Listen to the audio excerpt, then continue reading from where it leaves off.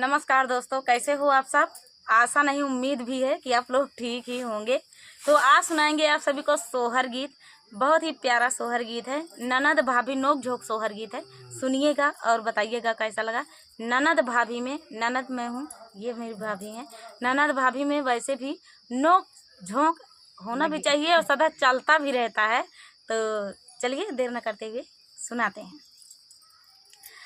सामर बाराना ऐसी तेरी आयांगनावा में ठाड़नी हो, ननदिया जो मोरे उठाली दरदिया दरद से व्याकुला हो, ननदिया जो मोरे उठाली दरदिया मई दरद से व्याकुला हो। सामरे बाराना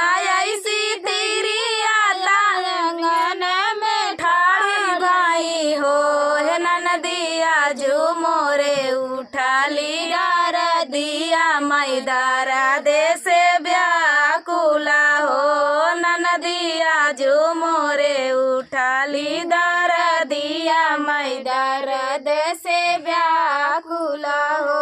ननदी सुनी लेती हमारी आरजिया मई दरद से व्याकुला हो, ननदी सुनी लेती हमारी आरजिया मई दरद से व्याकुला हो। आंगने कैरा तुली पालंगी आंगना मई मदासाऊ हो, हे ननदी धीरे धीरे कामार दबावता लाला ना जाना माले हो, हे ननदी धीरे धीरे कामार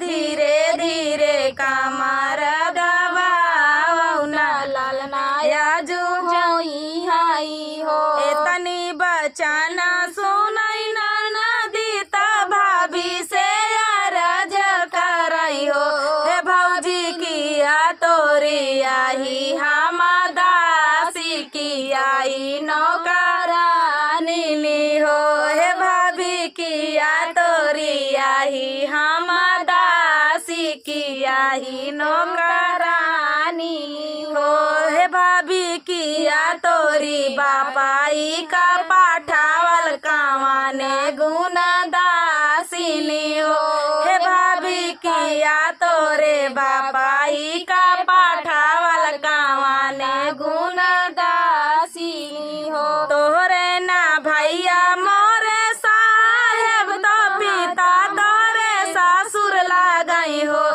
ननदी भैया कई जाना मल भाती जवा नाते दासाऊ हो, हे ननदी भैया के जाना मल भाती जवा नाते दासाऊ हो, हे ननदी तुझे संभारे करा।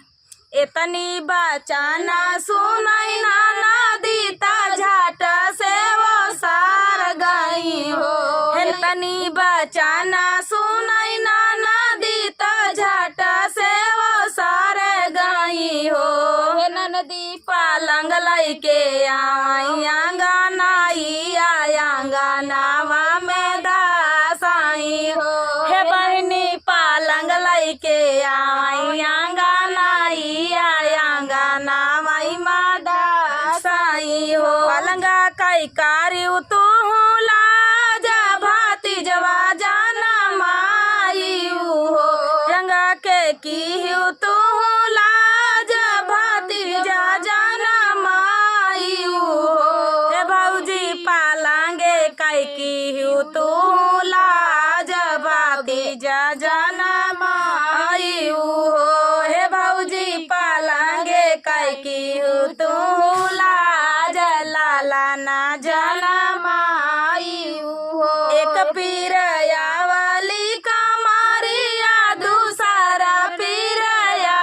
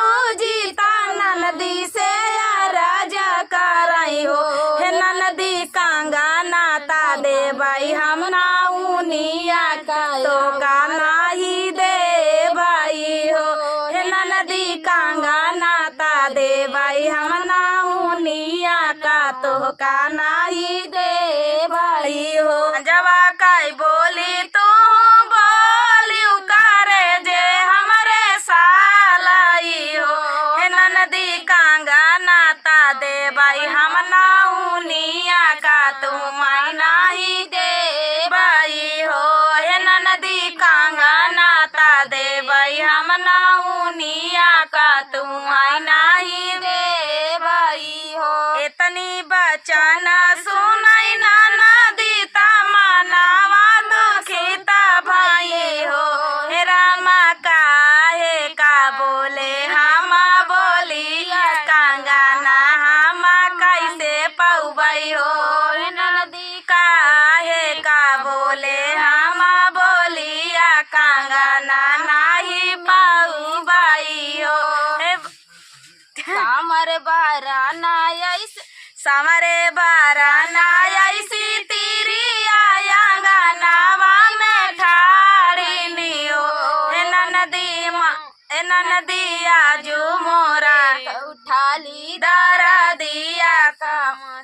अरे यार काहे बन सामरे बाराना ऐसी तेरी आयांगनावा में ठाड़ी हो। ननदी आजू मोरे उठा ली दारा दिया मैं दारा दे से व्याकुला हो। ननदी आजू मोरे उठा ली दारा दिया मैं दारा दे से व्याकुला हो। तो दोस्तों ये प्यारा सा सोहर गीत आप सभी को कैसा लगा कमेंट में बताना दोस्तों। मिलते हैं नेक्स्ट वीडियो में, तब तक के लिए नमस्कार।